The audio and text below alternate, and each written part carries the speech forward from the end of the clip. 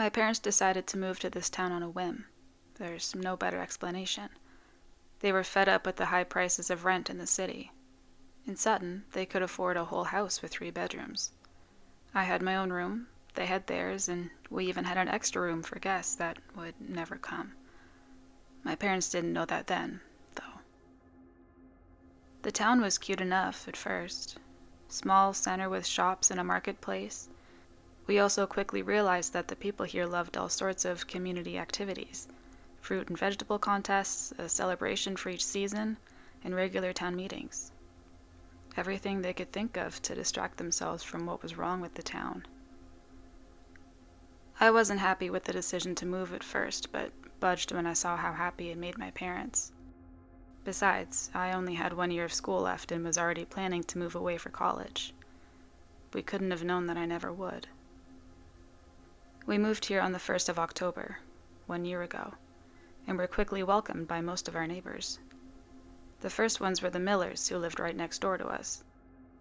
Mr. and Mrs. Miller came over with a huge wooden basket filled with all kinds of baked goods and massive smiles on their faces that never seemed to disappear. We were busy unpacking the boxes in our living room when they knocked on our door. Mom went to open it while Dad and I listened to their voices. "Oh, what a wonderful decision you made by buying this house," we heard the woman say. "And at the most perfect time as well. We saw that you have a daughter. She looks about the age of our Ethan. Oh, maybe he can tell her about all the fun a young person can have in Sutton." The father spoke faster than a normal person should. Mom didn't get a single word in. "Yes, wouldn't that be wonderful? The 3 of you should come to dinner sometime. We would love to introduce you to our town," the mother continued. "Have you met Harry yet?" Slowly, Dad got up and walked towards the door. "Oh, you must be the husband. Hello." My parents were city people. I could tell they were already overwhelmed by the warmth of the people and couldn't help but grin. When the Millers left, we started snacking on all of the goods they brought, but were interrupted every couple minutes by neighbors bringing more stuff. After the last ones, my dad closed the door and sighed. The 3 of us looked at each other for a moment and started laughing. "This will take a lot of adjustment," my mom giggled, "but it could be worse, right?" "Well, at least we didn't have to worry about lunch or dinner today," I added. "We had a bunch of casseroles, pies, and salads. Everyone brought us something." "They're a little peculiar, but nice, I guess," Dad said. "I'm sure we'll get used to it. And a bunch of parents are already planning friendships between you and their kids, Avery. You're already so popular," he joked. "Yeah, maybe I can become Harry's friend." "Oh, yeah, what was that about?" my mom asked. "They all talked about this Harry person, but nobody ever told us who he actually is." "Maybe the mayor?" Due to the fall holidays, I would wait to start school. I also wasn't planning on growing friendships here. I had my friends at home, after all, so I spent those days with my parents. The next day I went to the grocery store with my mom so we could stock up on everything we didn't have yet. We walked to the town center, which only took us 10 minutes, to the store one of our neighbors recommended. I expected a real grocery store, but it was more like this tiny kiosk with only the most essentials. They had no name brands and were mostly stocked with vegetables and dairy items. The woman behind the register gave us a big smile. "Wonderful choice of items you made here. You know, everything we sell is produced locally." "Oh, that's nice," my mother said. "Yes, it is, isn't it?" "Even stuff like toilet paper?" I asked. "Well, no, not everything, but almost everything. We don't rely on the outside much, and we don't need to." "Harry wouldn't like that." She whispered in the last sentence. Mom and I exchanged a curious look. "Yes, well, who exactly is this Harry? We keep hearing that name and—" Mom stopped speaking when she saw the face of the woman change completely. She'd lost all color. "You will learn soon enough, but hopefully not too soon. Just remember, we all stick together here." This confused us even more, but the woman didn't answer any more of our questions. Instead, she tried distracting us with all sorts of information about the upcoming fall festival. I wish she would have been right, and we would have had more time. But as it happened, I saw Harry that night. My parents had already gone to bed. The street was so quiet that you could have heard a pin drop outside. I was in my room, watching a show when I heard footsteps, if you can call them that. It sounded more like someone dragging themselves over the floor. I walked over to the window, but couldn't see much at first.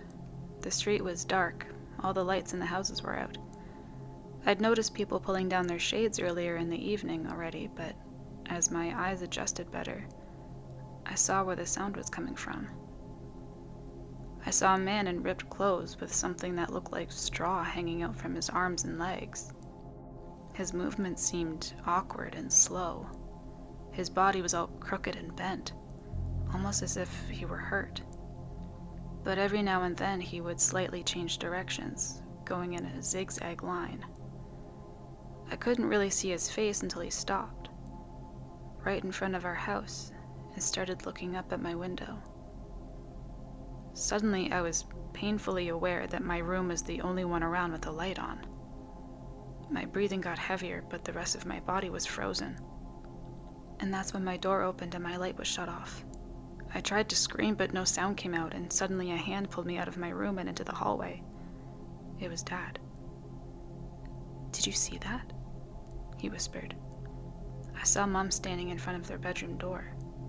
I nodded, not really able to speak. "What a freak," my mother said. "Joanna." "I'm just saying, it's the middle of the night. He looks like he's on drugs." "Why did you pull me out here?" I asked, my voice finally back. I didn't want to admit that my parents might be as scared as me. "We saw him looking up, and when we came to the hallway, your light was on." "He was looking at you," my mom whispered. Dad walked back to my room, and after a while he said, "He's gone." When morning came, the three of us had calmed down. In the daylight, our fear of the prior night seemed ridiculous. "It was probably just a drunk guy coming home from an early Halloween party," Dad said during breakfast. "Yeah," I agreed. I still didn't like the way he stared at me, though. Mom kept rearranging the scrambled eggs on her plate, not really eating anything. "Do you think that man was Harry?" she asked after a while. I'd been thinking the same thing. We were able to laugh about it, but it didn't change the fact that something about this place really didn't feel right. That evening we were invited to dinner at the Millers. At first I didn't want to go with my parents, but I felt like it might be a good way to find out more about Harry and Sutton, so I went along. Mom brought a bottle of her favorite wine. She'd gotten a box full from the city before we moved, and the Millers were ecstatic about it. We sat down by their dinner table, which was already filled with lots of appetizers and decorations. The people here were great hosts. You had to give them that. Mr. Miller opened the wine and poured everyone, including me, a glass. "This is fantastic. I don't remember the last time I had wine this good," Mrs. Miller exclaimed. "I'm glad you like it," my mother said. "I still have a few bottles, if you'd like one for another time." No, I wouldn't want to take the last memories you have from home." "Oh, don't worry, I can order more once we're out." The Millers exchanged a strange glance, but didn't comment any further. "Ethan," the father suddenly shouted, "we're starting dinner." He looked at us apologetically. Our son is sometimes just so lost in his own world. We'd already started eating when he finally came to the living room. He resembled his dad with his black hair and tall stature. His mom was rather the opposite, very short with red curls. He was also dressed very casually in a t-shirt and ripped jeans, while his parents looked like they were at a dinner party in the 50s. "Ethan, meet our new neighbors, Eli and Joanna Russell, and their daughter Avery." "Hi," he mumbled as he sat down in the free chair opposite me. Ethan was the first person in Sutton that we met who didn't smile when he saw us. He was quiet the rest of the dinner, while his parents, as usual, kept speaking without a pause. Towards the end of dinner, my mom decided to finally interrupt the strange couple by telling them about what we saw last night. For a moment, there was silence. The Millers looked very uncomfortable, but didn't stop smiling. "That was Harry," Ethan finally said. "That's what I thought, but we really don't understand this. Does this happen more often? Does Harry have some kind of psychological problem?" my mother bluntly asked. Mrs. Miller shushed her. "Sorry, Joanna. That was rude of me." She looked around the room. "It's just, we don't talk badly about Harry." "Oh, I wasn't trying to. The man was staring at our daughter at night. We were just a bit concerned, that's all." "We don't want you to feel uncomfortable. Everyone here is so happy that you moved to Sutton," Mr. Miller chimed in. "It's just not simple to explain who Harry is." "Has he ever harmed anyone here?" Dad asked. Again, silence. The dinner ended quickly and awkwardly after that. We left with more questions than answers. The following day, my mom suggested we take a little day trip so we could explore nearby towns and maybe find a place with a decent grocery store. None of us admitted it, but I think that all of us were kind of creeped out and just wanted to get away for a bit. The neighbors here were open and friendly at first glance, but something was really wrong with them. I could see the regret on my parents' faces. We didn't belong here. We packed a few essentials and got in the car.